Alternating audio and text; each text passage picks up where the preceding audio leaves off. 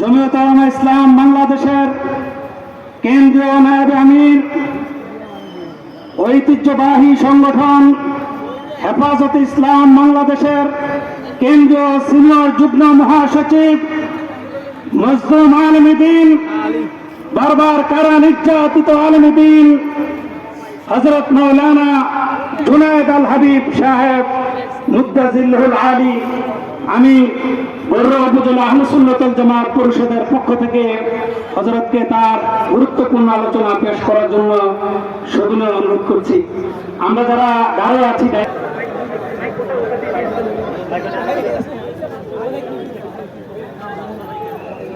আসসালামু আলাইকুম ওয়া রাহমাতুল্লাহি ওয়া বারাকাতুহু। দুরূদ শরীফ পড়ি। আল্লাহুম্মা সাল্লি আলা মুহাম্মাদ ওয়া আলা আলি মুহাম্মাদ কামা সাল্লাইতা আলা ইব্রাহিম ওয়া আলা আলি ইব্রাহিম ইন্নাকা হামিদুম মাজিদ। اللهم بارك على محمد وعلى آل محمد كما باركت على إبراهيم وعلى آل. وإن كانوا من قبل لفي ضلال مبين.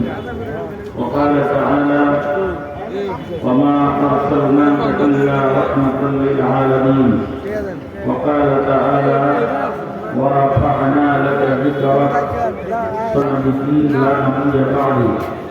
وقال عليه الصلاة والسلام: لا يؤمن أحدكم حتى أكون أحب إليه من والده وولده والناس أجمعين، أو كما قال عليه الصلاة والسلام. محترم صلى الله عليه وسلم.